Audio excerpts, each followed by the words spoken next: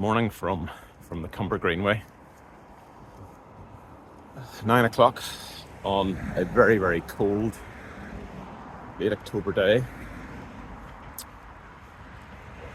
And the reason I'm here with a rather dodgily mounted camera is to re-record, or remake rather, the video I made about Cumber railway station must be well over 5 years ago now. I watched it again recently, which I don't really like doing. Nobody likes hearing their own voice or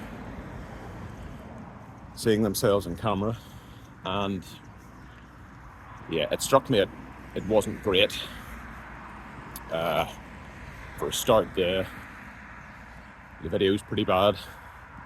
I had a new gimbal that I was learning how to use, and frankly couldn't use it properly.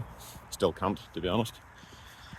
The audio sounded like one of those things you make at school, you know, a mouth organ made from a comb with tissue paper over it, thanks to a very cheap microphone which is long since been replaced. But the thing that got me probably most of all was just the content wasn't good enough. There's loads of things that have come to light that I've learned about since I've made it.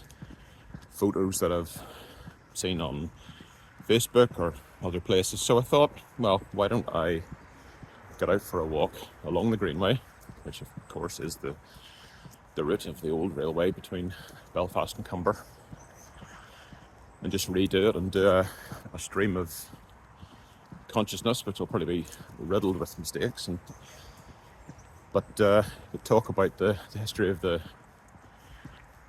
station, maybe some of the railway itself, but mainly Cumber station. So why Cumber? Why is that of interest to me? Well, sorry, I have to excuse the sniffing as well. Like I said, it is a cold day.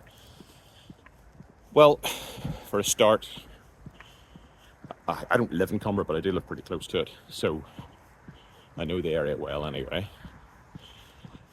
And what can I just say as well? Most of the stuff that I've learned for this video came from the excellent Cumber History Society. They have a web page, they have a presence on Facebook, but pretty much everything that I've pulled together for this video that I've learned comes from their website. You know, brilliant. They've obviously trolled all the old newspapers between the 1850s to now, or to, well, certainly more modern times. And you know, it's brilliant. It's full of all the Victorian trivia that I love, like, you know, somebody's sentenced to 3 months hard labour for using a profane word in a churchyard or something. That's not a real one, I made that up, but that's the kind of thing. But because the railway station was such a big part of life in the village, I think it's classified as a town now, but it was definitely a village then. There are loads of mentions of it and all the upgrades it got and all the things that happened there. So it's been an invaluable source for me, as well as all the other stuff that I knew and pulled together when I was making the first video. If you want to watch that, I'll maybe put it up on screen. But let's start at the start. So the BCDR opened its first line between Queen's Quay and excuse me, in Hollywood in, I think, 1848. But the main line that eventually ended up going to Newcastle and down Patrick Ballyhinch, all those places, and Cumber, of course, was opened. Its first stage was opened in 1850, on the 6th of May 1850, which was a lovely sunny day. And that initial stretch ran between Queen's Quay and Newtonards, and that was the old Newtonard station, which is on the site of what is now the car park for the Yard Shopping Centre. it moved a few years later, but that's where it was.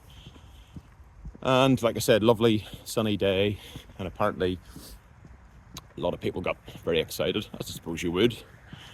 Back in the day, you know, to get between Belfast and Newtownards by, I don't know, whatever was available at the time, foot, bicycle, did they have bikes then? Don't know.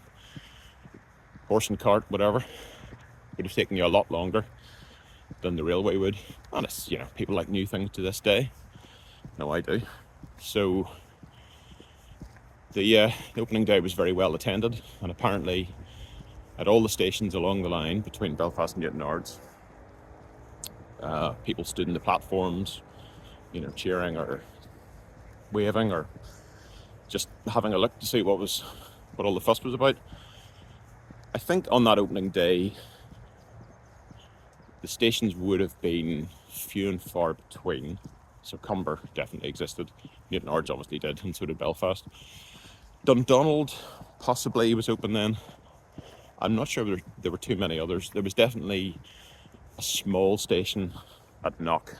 Eventually it got its own fully fledged station, but I'm pretty sure there was one at the time, but it wasn't called Knock, it was named after. There was a local nursery there, and I think I can't remember the name of it. I'll put it up on the screen if I can find it. But by and large, there were 4 stations that I can think of. And that was the life of the line for the first couple of years without much incident. I'm going to talk about the goods shed. Yeah, strap yourselves in, it's exciting. The goods shed is the only part of Cumber railway station that still exists, and that is what probably piqued my interest in the railway in the first place, because when I was a child, my parents had friends that lived in Cumber, and we always turned off the bypass into Glenlink to get to their house. And you know, there's this sort of fairly ordinary looking, quite nice stone building there. And I remember one of my parents saying, there's the old train station. And I think at the time it wasn't the fire station then, I think it sold tires and exhausts. This is sort of late 80s, early 90s I'm talking.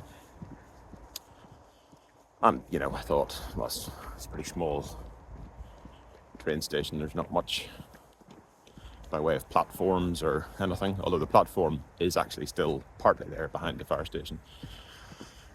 And then didn't think much more about it till probably years later in the Facebook era, and then I started following a lot of local history pages, and occasionally you'd see a black and white picture of Cumber railway station pop up,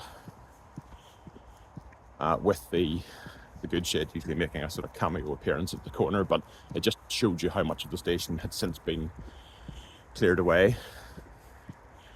So that goods shed came along in 1852, and obviously that allowed the station to handle goods traffic. And of course the station was very close to the Andrews mill, and eventually there was a siding built there. And of course the Andrews are a very prominent Cumber family. They lived in Ardara, or what's the other one? Forgotten the name. Maxwell, something. They're next to each other anyway. But, you know, a very well-to-do family, very well accomplished. And of course, Thomas Andrews Jr., I think was his correct title, or whatever. I'm pretty sure he's a junior. His father was Thomas Andrews, so I think he's the junior. But he was the designer of the Olympic class of ships at Harland and Wolff in Belfast, which of course included the ill-fated Titanic, which is where he lost his life in April 1912. But I'd be very, very surprised if he wasn't a user of the railway every morning to get to the shipyard, considering Queen's Quay is in. Yeah, it's in that part of East Belfast next to the river. His Thomas Andrews' father was also, I think, on the board of the BCVR, was a shareholder. You know, again, I'm not remembering the exact specifics,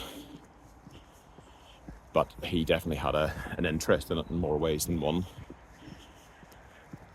And the Andrews Flour Mill, which still exists and is now a prestige living space, sat in the fork between the two branches. I'll get to where the second one came from. Between the two branches of the railway, and eventually had a siding built to enable movement of goods traffic between the mill and the railway to Belfast and beyond. So that brings me to where the second branch came from, and that's in 1858. The BCDR extended to Downpatrick via places like Ballynahinch, Ballygowan, Saintfield, and another junction, Ballynahinch Junction. And at this point, the station building from Cumber was apparently, according to the Cumber History Society, demolished, or dismantled rather, and taken there, and that stood until the 1950s. But at that point, Cumber got a much grander station complex to accommodate the new traffic, and from that point became a proper junction. Now, it was never called that. It was never known as Cumber Junction, unlike Ballynahinch Junction or some of those stations. It is shown, I think, on some old maps with that name, but I think it was just known as just Cumber Station the whole 100-year span of its life. So anyway, that was now 1858. Cumber was seeing a lot more traffic coming through. Apparently, the split in the line caused some confusion, which wouldn't really happen in Northern Ireland now, but might still happen in England with some of the longer trains. Apparently, a gentleman wanted to get to Newtonards, wanted to take that branch, and was misdirected by station staff at Cumber to stay on the train he was on, and it split, and the half that he was on went to Ballygowan, where, with no offence to Ballygowan, he didn't want to be, and he had to pay for a hotel, and yes, was rather irked with the station staff. I think he tried to sue the BCDR for his hotel fare, and records do not relate whether his claim was successful or not. Then in 1861, the branch from Newtonards was extended out to Donaghadee, where it would stay until 1950. Newtonards station at that point was moved to its, well, I was about to say its current site. No, it is not the current site, unfortunately. To its second and final site, which is now where the SERC, where the college is, on Victoria Avenue, Newtonards. Incidentally, just mine's leaping all over the place here, but rumour has it that when the railway closed in the 50s, all the bridges around Newtonards, there must have been about 6 or 7 of them, and Cumber, were all knocked down, and the Scrabo stone from which they were built, which had come from the Scrabo quarry on the railway, was used to do things like clad the front of the is it the Presbyterian Church in Cypress Avenue? Can't remember its full name. And fill in sort of various reservoirs that were needed for the steam engines, but I think the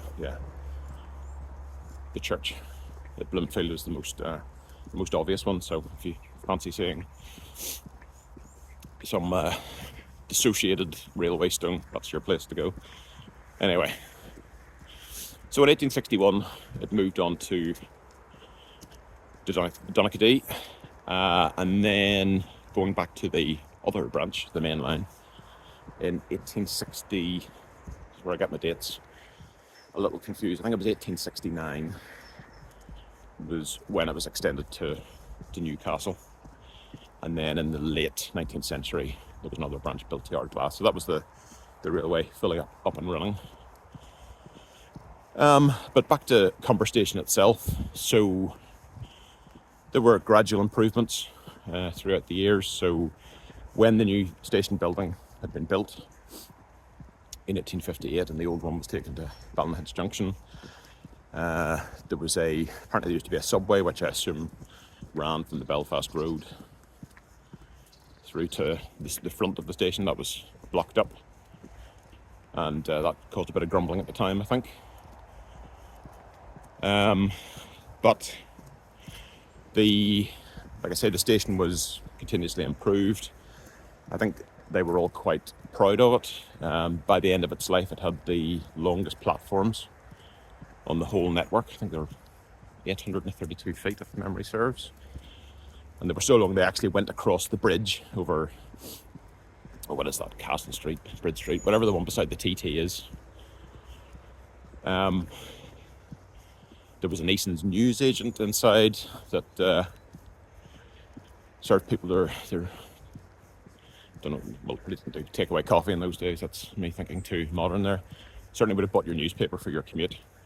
Maybe a, I don't know, penny bun or something.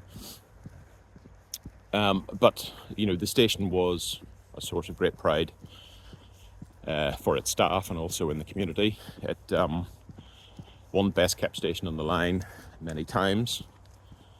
The station master's house overlooked the station, sort of up on a little hill next to the Brownlow Worms pub, where apparently disputes among the staff, if they were unhappy at somebody's dismissal or what they were paid, that's where they would have met. That still stands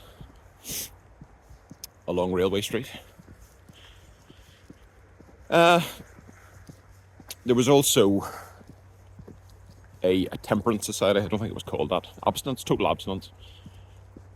In the sort of middle Victorian period, well, probably then as now really, the demon drink came under scrutiny, and there was a total abstinence society was actually hosted in some of the offices or some of the rooms at the railway station, chaired by the station master, who was obviously not keen on the drink himself. Cumber is quite, I'm sure nobody will mind me saying, it's quite a loyal place politically, then as now, and on 3 occasions the train station hosted royal visitors. One was in 1897 when the future George V and the future Queen Mary, I can't remember their titles at the time because Victoria was still alive, so but they paid a visit. I think they just ran along the line, so they went through Cumber a couple of times. They were back in 1903 when they were the King and Queen, and then I think in the 1920s the future George VI and Queen Elizabeth, who we would know in my generation as the Queen Mother, paid a visit as well. But yes, he wasn't yet the king. And on those occasions, they would have used the specially built Royal Saloon, which I think still exists. If I'm not mistaken, it's currently in the care of the Downpatrick and County Down Railway Trust. It's in the hands of enthusiasts who will look after it. Like I said, it was specially built, but because there were really only a handful of royal visits, eventually the railway company put it to use, earning its crust as the Golfers Saloon. So that's where it used to go in the Golfers Express, I think it was called. It used to run at the weekends between Queen's Quay and Newcastle, where of course the golf to this day is apparently superb. Links course at Royal County Down. It's funny, Ardglass had a station as well, which again still stands in very poor repair, but still there. I'm not sure if there's ever any mention of that being used for golfers, because Ardglass Golf Club gets a universally positive write-up, but I've never heard about golfers at the time using the BCDR to get there. Maybe it was primarily seen as for goods traffic. Of course, that Ardglass branch also contained a platform at Down Rural Racecourse. But one thing that I discovered recently is that there used to be a steeplechase in Cumber near Cherry Valley, so next to the railway, where I still think there's pretty much open countryside, so you can see how they could have put it on there. But that was very well attended. Thousands of people came. I've never heard of it until now. But yeah, the railway did its part in ferrying all these people there. And of course it did the same for the famous RTT races, which ran between, this is where I'm going to forget my years, I think 1928 and 1936, until, as I've said in several of my videos, it was pulled in tragic circumstances when members of the public were killed outside, or pretty close to the railway bridge near Bradshaw's Bride. But anyway, where did we get to? So I think we're now in the 20th century, and probably the beginnings of rumblings against railway travel. Probably, as I have seen, I think Robert Gardner, when he did an interview on BBC TV a few years ago, he said that at the time the railways were seen as outmoded as the canals had been. How wrong they were, but anyway, the railway stayed until 1950. But World War II had really thrown some of the railway's finances into sharp relief. As far as I'm aware, the BCDR was a private company, and it was losing money. A crash at Sydenham in 1945. I think the story goes that the compensation bill left the company on its knees. And when the Ulster Transport Authority, so I'm just going to stop a second. I always point that out. There's a bit of rail in the background there. There's one on the other side as well. Original? Probably not, but it's a nice touch. So at that point, the railways were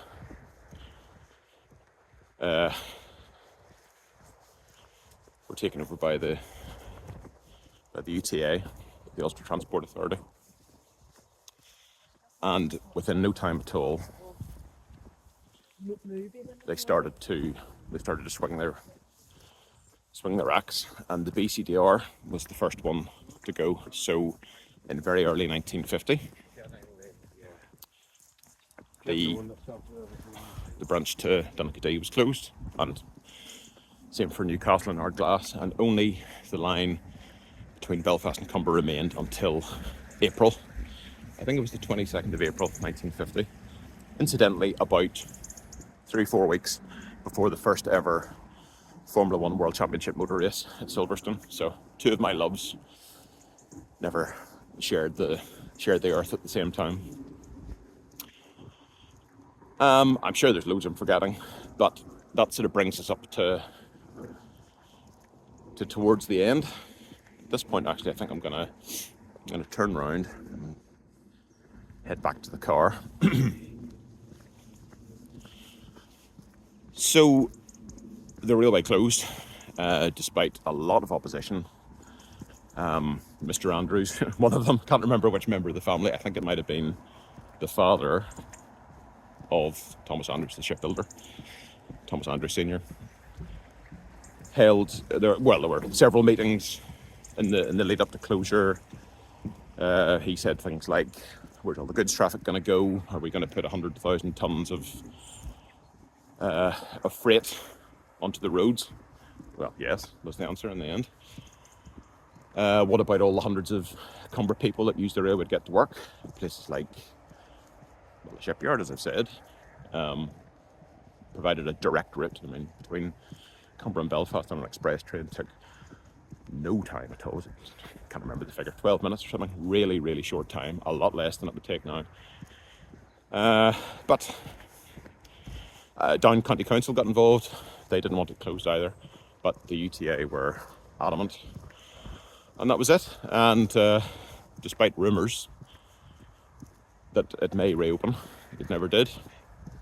The old station was used as a bus depot for a while. I think that happened all over the network, actually. the bus was the direct replacement for the train, so it made sense to host them there. Eventually that was moved to Colincy Street in the village itself. That's not there anymore either, but I remember it being there. And the station just gradually fell, unfortunately, into disrepair. The station building itself, the History Society records news stories of people being prosecuted for pinching lead from the tiles. General vandalisation started to happen. Then as now, we can't have nice things. As soon as something is in the slightest bit neglected, then the graffiti and the window smashing starts. Awful pity, really. And then the infrastructure of the railway itself started to be demolished. So in Cumber's vicinity there were, I think, 3 bridges. So there's the one that went over the Belfast Road. That was called the Carstrand Arch, and there is a picture of it. Rumour has it that so the original bridge was stone. It was replaced in the 1920s with the iron girder version in the photo, and that, rumour has it, still exists at Derryachy. Be cool if that was true. Don't know if it is, but that's what rumour tells us. The other 2 bridges were demolished in the late 50s, early 60s. So there's the one beside the TT that goes over the Glen Road. That was demolished, and the new road bridge was built. And the embankment was cleared away to improve visibility for road traffic at that corner. The other bridge is the one that was High Street, that would have spanned the Newtownards Donaghadee branch, and that was pulled down as well. I suppose, the only minor advantage of all this would have been that traffic would have been able to pass a lot more freely up and down that street, because the bridge itself was actually, as with many of them, was very narrow, because nobody had cars in the 1850s when that was built. And then what happened is that the council, Down County Council, actually, when it became clear that the railway was not coming back, they purchased the part of land between where Carstrand Bridge had been, all the way round to the junction with Colincy Street, which was called Market Street in those days, and where there had been a level crossing, which unfortunately actually a fair few people were killed at. Disability must have been pretty bad. But that was in the 50s, and by the 60s work had started, so all the railway bridges, like I say, were knocked down, and the new bypass, which was greeted with a lot of opposition, because again, then as now, they thought it would take traffic away and around the village and affect local business. But I went ahead. I think it was opened in 1961, and there is some recently released footage, which I found a couple of weeks ago from the ETV archives, with the bizarre sight of a car driving through the old railway station. And eventually the platforms and the station building were demolished, and we're left with only a little bit of the goods shed and some of the old up platform towards Belfast. And despite rumours throughout the years, the railway never came back. At one point, there was even talk about a motorway, which would have been the M7 as part of the new a new Northern Ireland-wide network. That didn't happen either, obviously. And in 2008, the Cumber Greenway was built. And ironically, they had to go and rebuild so many of the minor bridges, like the one I'm about to walk over Ballygrainy Road. Ballyrainy, I never remember the name of that. There are still some kicking about that they never bothered to knock down because there was no point, but they had to rebuild footbridges in many places, and just made you think would have been better if they'd left it alone. But yeah, that's the story of the interesting but ultimately sad story of Cumber railway station. So hope you've enjoyed my first video for quite a while. I'll try and do a new one about there's a new bit of Greenway has opened, or is about to open rather, between Newtonard's former station and sort of Conlig. So maybe that's where I'll go next.